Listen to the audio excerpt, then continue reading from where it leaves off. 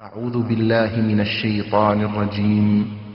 بسم الله الرحمن الرحيم.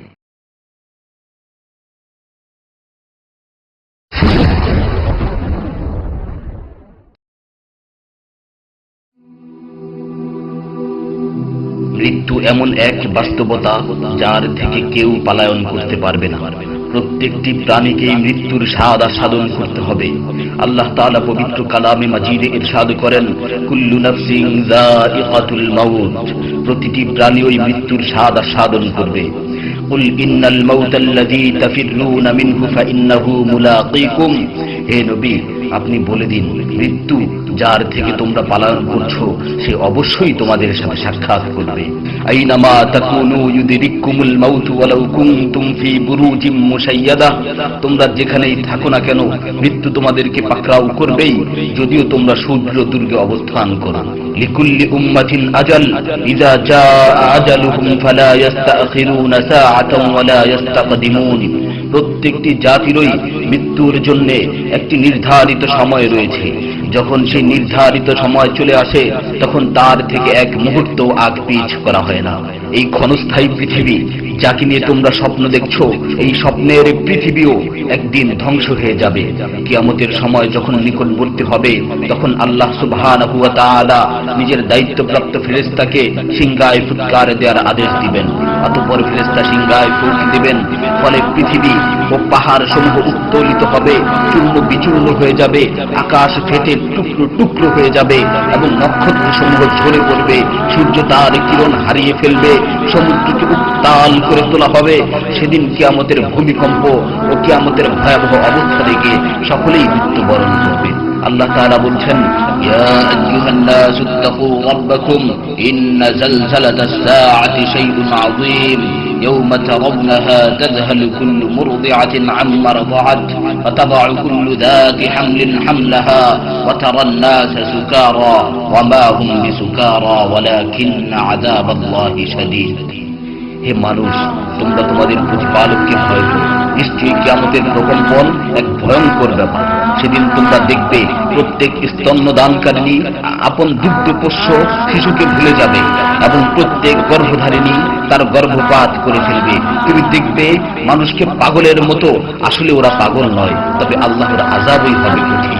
فإذا نفخ في الصور نفخة واحدة وحملت الأرض والجبال فدكتا دكة واحدة, অতঃপর যখন সিংহায় ফুঁক দেওয়া হবে একটি মাত্র ফুঁক, আর জমিন ও পর্বতমালাকে উত্তোলিত করা হবে এবং মাত্র একটি আঘাতে এগুলো চূর্ণ বিচূর্ণ হয়ে যাবে।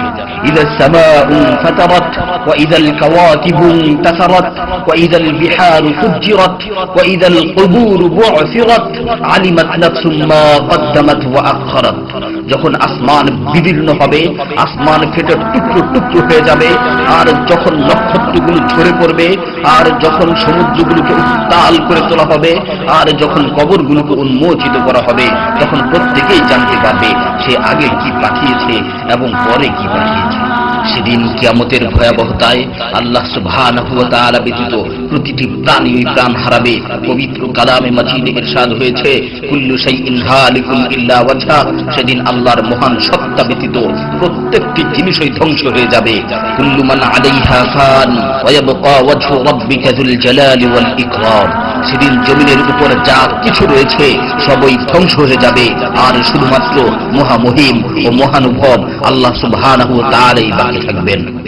তাফসীরে ইবনে কাসীরে বর্ণিত হয়েছে, যখন ইসরাফিল আলাইহিস সালাতু ওয়াস সালাম সিংহায় ফুৎকার দিবেন তখন সকলেই মরে যাবে।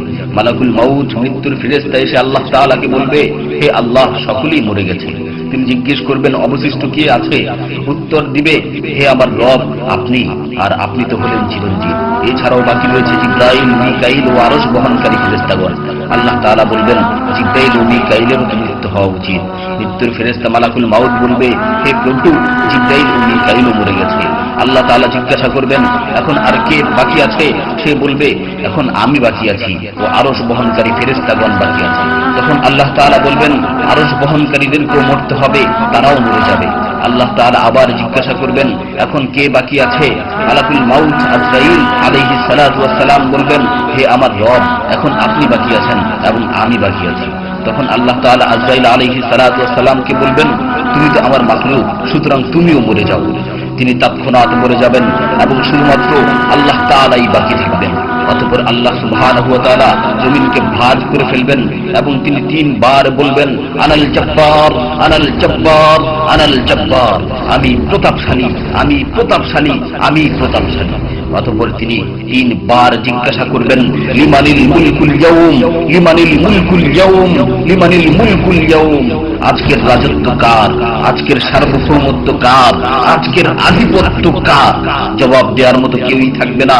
তিনি আবার উত্তর দিবেন, লিল্লাহিল ওয়াহিদিল কাহ্হার, আজকের রাজত্ব, আজকের সার্বভৌমত্ব, আজকের আধিপত্য পরাক্রমশালী একমাত্র আল্লাহ। ইবনে ওমর রাদিয়াল্লাহু তাআলা আনহু হতে বর্ণিত অপর এক হাদিসে ইরশাদ হয়েছে, কিয়ামতের দিন আল্লাহ সুবহানাহু ওয়া তাআলা আসমান জমিনকে ভাঁজ করে নিজ হাতে গুটিয়ে নেবেন। অতঃপর বলবেন, আনাল মালিক, আনাল জব্বার, আনাল মুতাকাব্বির, আমি বাদশা, আমি প্রতাপশালী, আমি অহংকারী। আইনা মুলুকুল আরদ, আইনাল জব্বারুন, আইনাল মুতাকাব্বিরুন, দুনিয়ার রাজা বাদশা কোথায়, দুনিয়ার প্রতাপশালীরা কোথায়, দুনিয়ার অহংকারকারীরা কোথায়? তখন আল্লাহ তাআলা সুউচ্চ কণ্ঠে 3 বার জিজ্ঞাসা করবেন, লিমানিল মুলকুল ইয়াউম, লিমানিল মুলকুল ইয়াউম, লিমানিল মুলকুল ইয়াউম, আজকের রাজত্ব কার, আজকের সার্বভৌমত্ব কার, আজকের আধিপত্য কার?